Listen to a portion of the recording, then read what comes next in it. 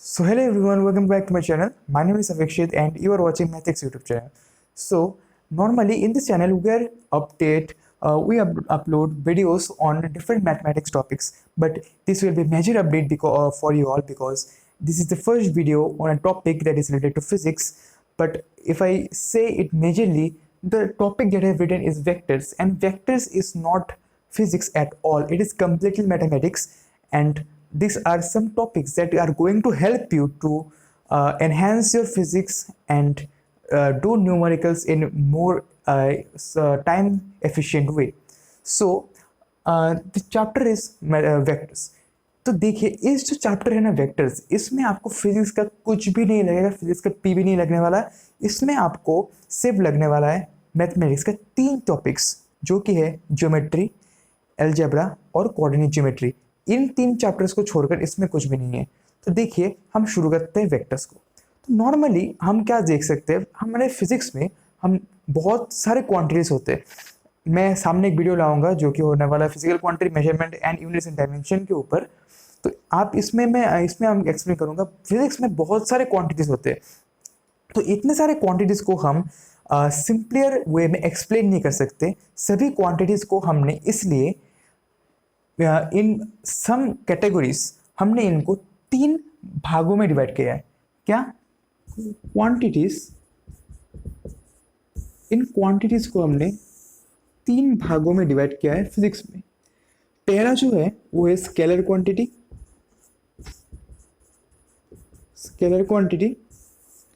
दूसरा है vector quantity,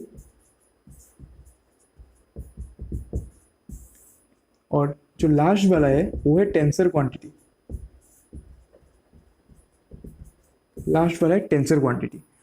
तो हमने क्या किया, हमने फिजिक्स में क्वांटिटीज को 3 भागों में भाग किया, स्केलर, वेक्टर और टेंसर। अभी इन तीनों को हमने किस बेसिस में क्लासिफाई किया वो भी हमको समझना पड़ेगा। तो देखिए स्केलर, वेक्टर और टेंसर को हम नॉर्मली 3 मेजर टॉपिक्स के ऊपर हम इनको क्लासिफाई करते। स्केलर और 3 टॉपिक्स है हमारा magnitude, direction and follows vector law of addition. एक है मैग्नीट्यूड, एक है डायरेक्शन, एक है follows vector law of addition. तो देखिए हम इसमें बॉक्स कर देते हैं, जो भी हम इसको फॉलो करेंगे इसके में टिक और क्रॉस दे देंगे।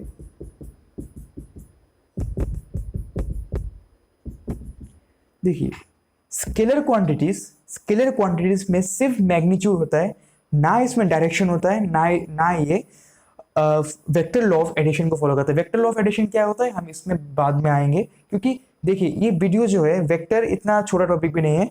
इसको हम 2 पार्ट्स में करेंगे। जो पहला पार्ट है इसमें हम जो टॉपिक करने वाले वो है definition means explanation to vectors, types of vectors, उसके बाद how to add two vectors and resultant vectors and the direction between the resultant and the 2 vectors. Okay, तो हम ये सारे चीज इस वाले पार्ट में करने वाले हैं। और जो सेकेंड पार्ट में हम मल्टीप्लिकेशन ऑफ वेक्टर्स, जो कि स्केलर प्रोडक्ट और डॉट प्रोडक्ट और क्रॉस प्रोडक्ट होता है, इसको हम बहुत अच्छे से देखने वाले हैं। तो देखिए पहले क्या बता रहा था मैं, स्केलर क्वांटिटी की मैग्नीट्यूड होता है, डायरेक्शन नहीं होता, फॉलोज वेक्टर लॉ नहीं करता। वेक्टर क्वांटिटी क्या करता है, इसमें एक मैग्नीट्यूड भी होता है, डायरेक्शन भी होता है, फॉलोज वेक्टर्स लॉ भी करता है, मतलब ये तीनों करते हैं।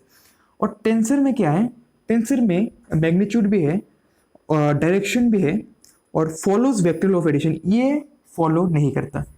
नाम में वेक्टर लॉ ऑफ एडिशन है, तो अगर नाम में वेक्टर लॉ ऑफ एडिशन है तो ये कौन फॉलो करेगा, सिर्फ वेक्टर ही तो फॉलो करेगा ना, स्केलर और टेंसर तो नहीं करेंगे।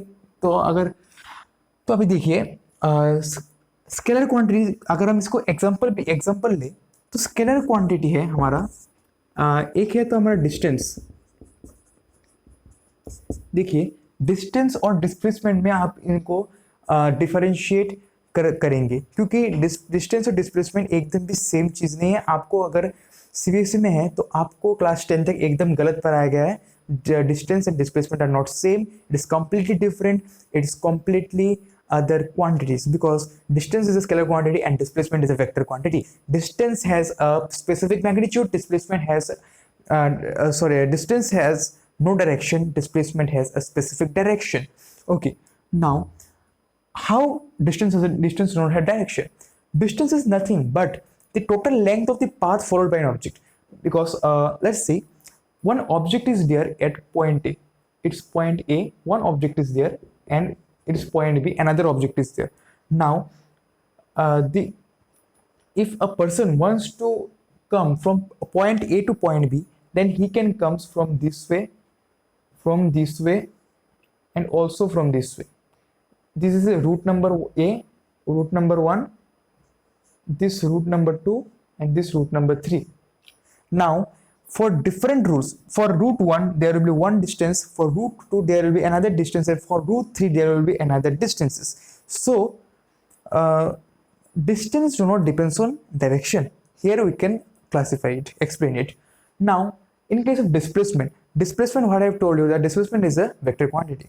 So displacement is nothing but the shortest possible distance from shortest possible distance between 2 points. Now what is the shortest possible distance between A and B? It is the route 1, because it is fully completely curved path. Normally it will not be curved, it will depends on the frame of reference of a body. Now as we have done in a like here you can see the drawing that we have done, A and B is in a board, and which is a completely planed surface. So in planed surface, the line that we draw directly from between 2 points in a straight line at 180-degree angle, it's the shortest possible distance. But if I take a globe and draw lines, this may differs, because in through globe as it's curved, so the length or not always remains the same. Okay, now it depends, but in case of in our syllabus we are going to only learn about vectors in planar surfaces. Okay, now that's all. Now how do we say that vector क्या है हमारा? Displacement एक vector quantity है, displacement vector quantity. और tensor quantity आपको अभी जानने का कोई ज़रूरत नहीं, टेंसर क्वांटिटी आपके सिलेबस में नहीं है, और अगर होता भी है तो मैं एक अलग शॉर्ट में आपको इसके बता दूंगा इसके बारे में। तो ये हमने पता कर लिया वेक्टर्स में तो क्या क्या होता है, क्या क्या नहीं होता। ओके, नाउ नेक्स्ट चीज़ जो हम करने वाले हैं वो है हमारा टाइप्स ऑफ वेक्टर्स। तो वेक्टर्स भी हमारा बहुत टाइप्स में होता है। पहले हम नोटेशन ऑफ वेक्टर्स कर लेते हैं, उसके बाद टाइप्स ऑफ वेक्टर कर लेते हैं। देखिए, एक वेक्टर को हम नोटेशन कैसे, एक वेक्टर्स को हम रिप्रेजेंट कैसे करते हैं, तो वेक्टर को हम रिप्रेजेंट करने का भी एक तरीका होता है। तो देखिए, हम हेडिंग दे देते हैं representation of vectors, representation of vectors. ठीक है, तो वेक्टर्स को रिप्रेजेंट करने का भी एक तरीका होता है। तो ये कैसे? देखिए, एक कोई भी लेटर लीजिए, अल्फाबेट ले लीजिए ए, और इस ए के ऊपर हम एक एरो दे देते हैं, तो इसको हम कहते हैं ए वेक्टर। यहाँ पर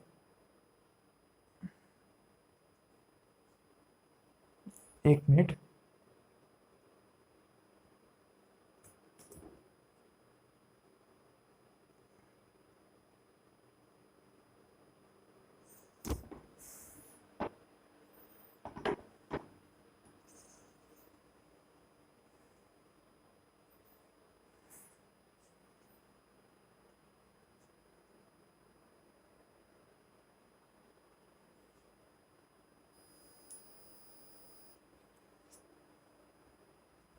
अभी ठीक है। तो ए के ऊपर हम अगर एक एरो दे दे, इसको हम कहते हैं ए वेक्टर। तो जो एरो है ना, वो एरो इस वेक्टर के डायरेक्शन को रिप्रेजेंट करता है। जैसे कि हम एक नॉर्मल एक एरो हम यहाँ पर ड्रॉ कर लेते हैं। जो ये एरो है, इस एरो का जो बड़ा वाला पार्ट है, इस बड़े वाले पार्ट मतलब length of the arrow represent the magnitude of the vector, length of the arrow represent the magnitude of the vector, and the head, this head part, the V-shaped part represent the direction of the vector.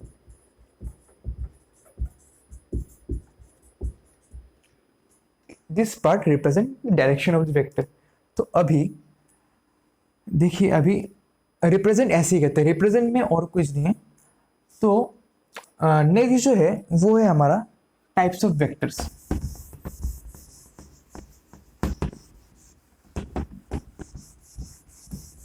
हम vectors को भी different types में classify कर सकते हैं। Types of vectors, हम major types के vector को पढ़ेंगे, नहीं तो इसको छोड़कर भी वेक्टर्स को हम बहुत ही ज़्यादा तरीके से क्लासिफाई कर सकते हैं, पर हम मेजर वाले पढ़ेंगे। तो पहला जो है वो है हमारा पैरेलल वेक्टर्स। वो क्या है हमारा पैरेलल वेक्टर्स। तो पैरेलल वेक्टर्स क्या है? नॉर्मली अगर हम पैरेलल वेक्टर्स मतलब एक वेक्टर ए हो गया और एक बी हो गया, तो ये दोनों पैरेलल वेक्टर्स कब हो गए? तो पैरेलल वेक्टर्स होने के लिए वो जो वेक्टर्स है ना, उन दोनों को सिर्फ उन दोनों के बीच जो एंगल है वो सिर्फ 0 डिग्री होने से होगा। इनके मैग्नीट्यूड सेम हो भी सकते ना भी हो सकते, उनमें कोई प्रॉब्लम नहीं है, उनको सिर्फ पैरेलल होने से मतलब है, तो ही उन वेक्टर्स को हम इनको डायरेक्टली बोल देंगे पैरेलल वेक्टर्स। और अगर इन पैरेलल वेक्टर्स में ए वेक्टर का मैग्नीट्यूड मतलब मॉड्यूलस ए वेक्टर, कोई भी वेक्टर का मैग्नीट्यूड अगर हम रिप्रेजेंट करें तो इसको मॉड के अंदर घुसा देंगे। ए वेक्टर का मैग्नीट्यूड अगर बी वेक्टर के साथ इक्वल हो जाए तो ऐसे पैरेलल वेक्टर्स को हम कहते हैं इक्वल वेक्टर्स। देखिए वेक्टर्स में क्या है, वेक्टर्स में हमारे मैग्नीट्यूड है, डायरेक्शन है। तो एक दो वेक्टर्स को अगर इक्वल होना चाहिए तो उनको इक्वल होने के लिए बोथ मैग्नीट्यूड एंड डायरेक्शनली भी सेम होना पड़ेगा ना, इक्वल होना पड़ेगा, तभी तो ये दोनों इक्वल हो गए। इसलिए यहाँ पर देख सकते हैं दोनों का डायरेक्शन सेम है और मैग्नीट्यूड सेम है, तो ये दोनों इक्वल वेक्टर्स हो गए। अच्छा, तो नेक्स्ट जो है वो है हमारा नेगेटिव वेक्टर्स। नेगेटिव वेक्टर्स, तो नेगेटिव वेक्टर्स क्या है? दो वेक्टर्स एक दो वेक्टर्स हो गए जिनका मैग्नीट्यूड सेम है और दोनों के बीच एंगल 180 डिग्री है, तो इन वेक्टर्स को हम कहते हैं नेगेटिव वेक्टर्स। तो अभी देखिए, हम अगर आप इनको समझिए एंगल को, हम क्या कर सकते हैं, वेक्टर्स में शिफ्टिंग एक मेथड होता है, इसको कहते हैं हम शिफ्टिंग ऑफ वेक्टर्स। क्या कहते हैं हम? Shifting of vectors. अभी शिफ्टिंग ऑफ वेक्टर्स मतलब हम अगर कोई भी वेक्टर्स को, देखिए ये हमारा एक वेक्टर हो गया, ये हमारा वेक्टर हो गया ये, और ये हमारा दो वेक्टर्स हो गए, ठीक है। तो अगर इस वेक्टर को मैं ऐसे करके शिफ्ट करूँ, ऐसे करके शिफ्ट करूँ, ऐसे करके शिफ्ट करूँ और ऐसे करके शिफ्ट करूँ, इन दोनों का मैग्नीट्यूड तो सेम ही रहेगा ना, तो दोनों में तो कोई प्रॉब्लम नहीं हो रहा। पर अगर मैं इस वेक्टर को डायरेक्ट ऐसे घुमा दूँ तो हमारा वेक्टर्स का सेम रहेगा नहीं। क्यों? बिकॉज वेक्टर में एक डायरेक्शन चेंज हो गया है। पहले जो वेक्टर था वो 0 डिग्री एंगल में था दोनों के बीच, और अगर हम ऐसे करें तो दोनों के बीच एंगल 180 डिग्री हो रहा है, जो हमें वेक्टर्स को डिफरेंट कर लेते हैं, ठीक है। तो जो मैंने बोला था ऐसे ऐसे ऐसे ऐसे ऐसे, इसको हम कहते हैं पैरेलल शिफ्टिंग ऑफ वेक्टर्स।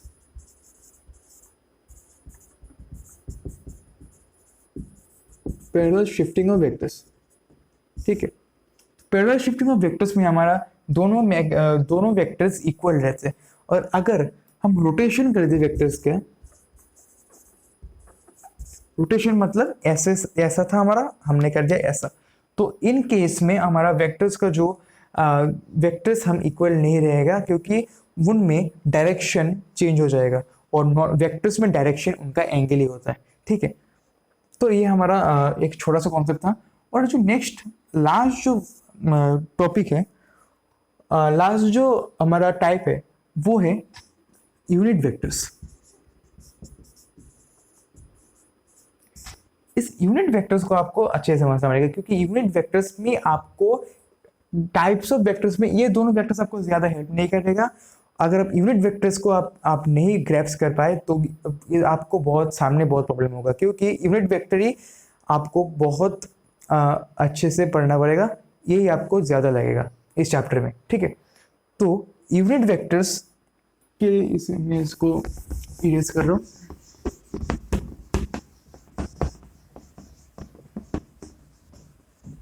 देखिए यूनिट वेक्टर्स,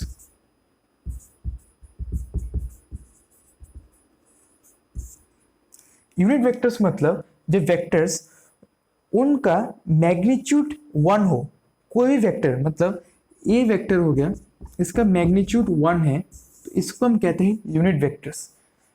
तो अभी यूनिट वेक्टर्स का हमारा बेनिफिट क्या है, इनका एडवांटेज क्या है? तो यूनिट वेक्टर्स का बेनिफिट है, ये वेक्टर्स हमें मैग्नीट्यूड को पता करने में हेल्प करता है। जैसे कि देखिए अभी आप पकड़ लीजिए, एक एग्जांपल पकड़ लीजिए। आप दूर एक घर में हैं और आपको दूर से एक मंकी दिख रहा है, एक पेड़ में एक मंकी है और मंकी का सिर्फ टेल पार्ट देखने में आ रहा है आपको, और बाकी का जो बॉडी का पार्ट है वो आपको देखने में नहीं आ रहा है। तो आप कैसे समझेंगे वो मंकी कौन से ट्री में है और कौन से ट्री में नहीं है? आपका टेल जो है, वो टेल देखकर ही आप मंकी का पूरा एग्जिस्टेंस पता कर सकते हैं। ऐसा ही एक वेक्टर के यूनिट वेक्टर को देखकर हम पूरे वेक्टर का डायरेक्शन हम अंदाजा कर सकते हैं। एक वेक्टर हो गया, जैसे कि ये एक वेक्टर हो गया, इसका टोटल लेंथ 2 मीटर से, ये ए वेक्टर है और ए वेक्टर का मैग्नीट्यूड 2 है। मतलब अगर हम इसको 2 भाग करें तो ये हमारा 1 है, ये हमारा 1 है, तो ये दोनों हमारा इंडिविजुअल यूनिट वेक्टर्स हो गए। और अगर हम इस छोटे से यूनिट वेक्टर को हम स्टडी करें तो हमको पूरा ए वेक्टर का हमारा डायरेक्शन सेम हो जाएगा, क्योंकि एक यूनिट वेक्टर और इसका जो पेरेंट वेक्टर है उन दोनों का डायरेक्शन सेम रहेगा। अच्छा, तो ये हमको बहुत अच्छे समझ में आ गया। तो देखिए अभी हमारे पास 3 कोऑर्डिनेट सिस्टम है, 3 कोऑर्डिनेट सिस्टम है।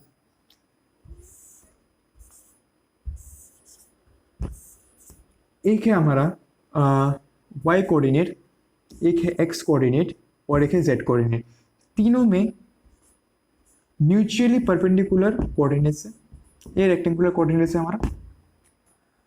तो इस x के रेस्पेक्ट में जितने भी यूनिट वेक्टर्स है, x के रेस्पेक्ट में उन सभी को हम कहते हैं आई कैप। आई लिख के ऊपर एक छोटा सा v दे दो, तो इनको हम कहते हैं आई कैप। और आई कैप, और अगर हम y को देखें, y के रेस्पेक्ट में यूनिट वेक्टर्स हम कहते हैं इसको जे कैप, और z के रेस्पेक्ट में हम कहते हैं के cap.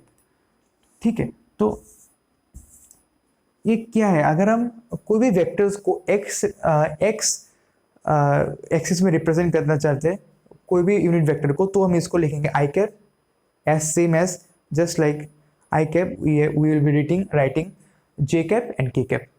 Now this all about unit vectors. So how can you find a unit vector? Normally this a vector comprises of 2 parts. One is magnitude of a vector into a cap is the direction. Now how to find this a cap? We will just divide a vector by the magnitude. It will give you the unit vectors. Okay, now this all about unit vector. The last and the foremost topic that we are going to discuss in this video is the addition of vectors. Now अभी हम vectors को add भी कर सकते हैं, पर देखिए हमारे पास a वेक्टर 5 है, b वेक्टर 6 है, और हम क्या कर रहे हैं यहाँ पर a vector plus b vector को हम लिख रहे हैं 5 प्लस 6, जो कि हमारा आएगा 11। क्या ये ठीक है? क्या ये ठीक है हम a वेक्टर को 5 और b वेक्टर को 6 लिखकर a 6 प्लस 5 कर रहे हैं, जो कि आ रहा है 11, और हम बोल रहे हैं इन दोनों का रिजल्टेंट 11 है? एकदम भी नहीं। वेक्टर्स और स्केलर में आपको क्लासिफाई मैंने बताया था, तो आपको इन दोनों में क्लासिफाई करना पड़ेगा। ये जो हम करते हैं ना, ये हमारा हमको हम कहते इसको हम कहते हैं स्केलर एडिशन। स्केलर एडिशन में 5 + 6 हमारा 11 हो जाता है, पर वेक्टर एडिशन में एकदम भी नहीं। आप देखिए, एक वेक्टर हो गया, हम ये कोऑर्डिनेट एक्सिस हो गया, ये y, ये x, ये हमारा 0,0। कोई भी एक पॉइंट लीजिए 3,2, या फिर हम एक वेक्टर ड्रॉ कर सकते हैं, या पर एक वेक्टर ड्रॉ कर सकते हैं ना। तो इस वेक्टर का जो इस वेक्टर का जो मैग्नीट्यूड होने वाला है ना, ये वेक्टर का मैग्नीट्यूड क्या होने वाला है, इसमें लेंथ। और हम इस लेंथ को कैसे फाइंड आउट करते हैं, इसको हम फाइंड आउट करते हैं तो बाय यूजिंग डिस्टेंस फॉर्मूला। और डिस्टेंस फॉर्मूला हमारा क्या था, √ओवर of x1 + x2 x1 - x2 whole square plus y1 - y2 whole square. इसको आप कोई भी ऑर्डर में लिख सकते थे, क्योंकि एक स्क्वायर था ऊपर, अगर नेगेटिव भी आए तो नेगेटिव जाएगा पॉजिटिव में। तो ऐसे हम कोई भी वेक्टर के मैग्नीट्यूड को हम बाहर कर सकते हैं। जैसे कि इस वेक्टर, इसको हम अगर ए वेक्टर नाम दे दिए, तो इसको हम कैसे बाहर कर सकते हैं, ये हमारा 3 - 0 whole square plus 2 - 0 whole square, ये होगा 9 + 4, जो कि वाला है रूट एंड 10 11 12 13 10 11 12 ओके। ये होने वाला है √13, और ये √13 होने वाला है मैग्नीट्यूड ऑफ ए वेक्टर। ठीक है, तो ये हमने छोटे से कॉन्सेप्ट मैंने समझा दिया कैसे एक वेक्टर के मैग्नीट्यूड का फाइंड आउट कर सकते हैं। तो अभी फिर से बैक करते हैं हमारे एडिशन के ऊपर। तो क्या मैं बता रहा था, एडिशन, अब जो नॉर्मल एडिशन अब तक कर आए वो सभी है स्केलर एडिशन, पर अभी आप जो करेंगे वो है वेक्टर एडिशन। तो वेक्टर एडिशन में हम 3 टॉपिक्स है, जो कि है ट्राइंगुलर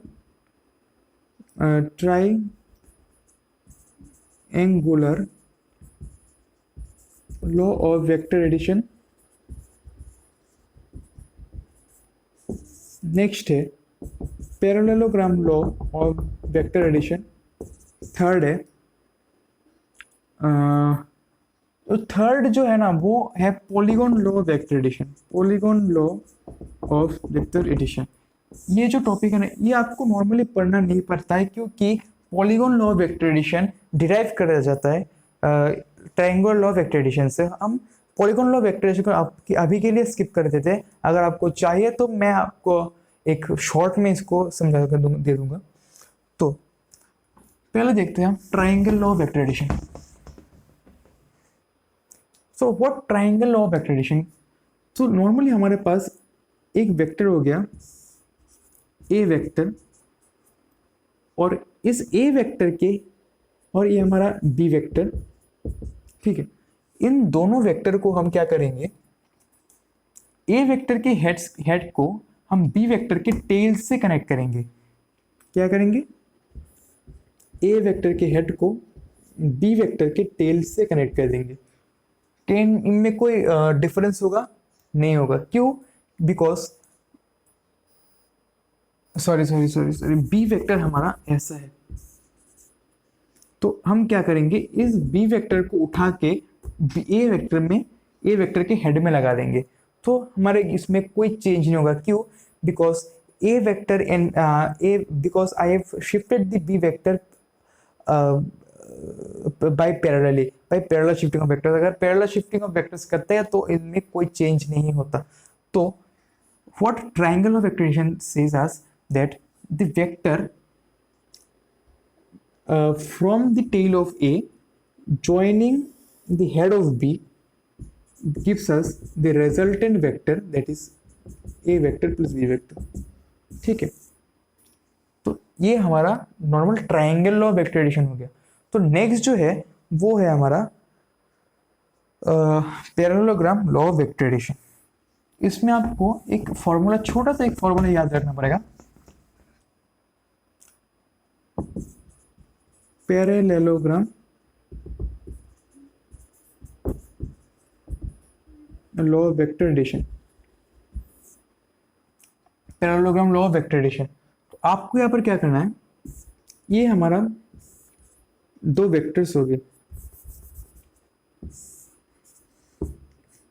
ये बी वेक्टर है, ये ए वेक्टर है, ये बी वेक्टर है। तो हम क्या करेंगे, सेम बी के तरह ही और एक वेक्टर इसमें ड्रॉ करेंगे। मैं एक ब्लू मार्कर से करता हूँ, ये एक बी वेक्टर हो गया और सेम ए को हम पैरेलल शिफ्ट कर ऊपर लाएंगे, तो ये भी हमारा क्या हो जाएगा, ए वेक्टर, ये हमारा बी वेक्टर हो जाएगा। पैरेललोग्राम लॉ ऑफ वेक्टर क्या कहता है, इन ये जो पैरेललोग्राम फॉर्म हुआ है ना, इसका जो डायगोनल है ये देगा हमको ए वेक्टर और बी वेक्टर का समेशन। ठीक है, तो अभी ये डायगोनल का मैग्नीट्यूड है वो कैसे बाहर करेंगे, इसको मैं एक डेरिवेशन दिखाता हूँ आपको। यहाँ पर क्या करना है, हम एक नाम देते हैं इसको पी क्यू आर एस, और यहाँ पर हम Q से इसको हम थोड़ा सा एक्सटेंड कर देते हैं और Q से हम नीचे बेस में एक परपेंडिकुलर ड्रॉ कर देते हैं। ठीक है, इसमें हम नाम देते थे Q नहीं Q नाम दिया है हमने, नाम देते इसको Z। अच्छा ठीक है Z। अभी हम क्या देख सकते हैं, यहाँ पर एक ट्राइंगल फॉर्म हो रहा है, ट्राइंगल क्यू आर जेड। इसमें हम क्या लिख सकते हैं, Q R square is equals to R Z square plus Q Z square by Pythagoras theorem. By Pythagoras theorem लिख सकते हैं हम इसको। और अभी हम जानते हैं इसका जो मैग्नीट्यूड वो ए वेक्टर के मैग्नीट्यूड के इक्वल होगा, और इसका जो मैग्नीट्यूड है वो बी वेक्टर के मैग्नीट्यूड के इक्वल होगा। और what about this part and this part, for this let's take the angle. तो ये हमारा एंगल है एक, जो कि ये थीटा है, और अगर ये थीटा है तो हमारा ये वाला जो एंगल ये भी थीटा हो जाएगा। क्यों, दोनों कोरस्पॉन्डिंग एंगल्स है। और अगर ये थीटा हो जाए तो इस ट्राइंगल में हम क्या लिख सकते हैं, इस ट्राइंगल में एस आर होगा हमारा बी साइन थीटा, और सॉरी ये होगा हमारा बी कॉस थीटा, और ये हो जाएगा हमारा बी साइन थीटा। तो अभी हम क्या लिख सकते हैं, Q R square is equals to R S, मतलब A square, sorry A plus B cos theta whole square plus B sine theta whole square. इसको अगर हम एक्सपांड करें तो A square plus A B cos theta plus B square cos square theta plus B sine theta B square. और अभी इसमें ए B cos theta, और हम यहाँ पर बी स्क्वायर को कॉमन ले लेते हैं, तो रहेगा क्या, sine square theta plus cos square theta, ये हो जाएगा हमारे पास 1, तो ये एलिमिनेट हो गया। तो रहेगा क्या, A square plus B square plus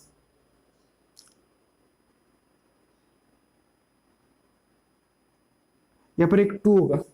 ठीक है, यहाँ पर एक 2 होगा, तो ये क्या रहेगा 2ab cos थीटा।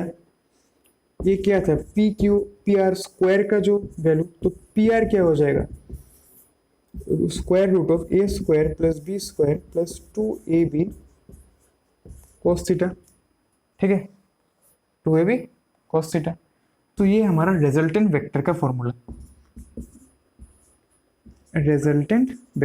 फॉर्मूला, तो ये आपको ये याद रखना पड़ेगा। ठीक है, और एक स्पेशल कंडीशन है, जब मैंने क्या दिखाया था, ए वेक्टर और बी वेक्टर था ना, इन दोनों वेक्टर ए वेक्टर और बी वेक्टर का मैग्नीट्यूड हमारा डिफरेंट था। और एक स्पेशल कंडीशन, जब ए वेक्टर और बी वेक्टर का मैग्नीट्यूड इक्वल हो जाए, तो ये जो फॉर्मूला है इसको हम मॉडिफाइड कर लिख सकते हैं 2a sine theta by 2, 2a sine theta by 2 एक मॉडिफाइड फॉर्मूला है, पर अगर आपको ये याद नहीं रहे तो कोई प्रॉब्लम नहीं, आप इसमें भी बैठा कर सकते हैं। तो इस वाले वीडियो में हम इतना ही रखेंगे कि और जो नेक्स्ट वीडियो आने वाला है उसमें हम प्रोडक्ट ऑफ वेक्टर्स करने वाले हैं, जिसमें हम स्केलर प्रोडक्ट और डॉट प्रोडक्ट और क्रॉस प्रोडक्ट को करने वाले हैं। तो तब तक के लिए बाय बाय और meet in the next video. अगर आपको वीडियो पसंद है तो सब्सक्राइब करके लाइक करना मत भूलिएगा। Peace out.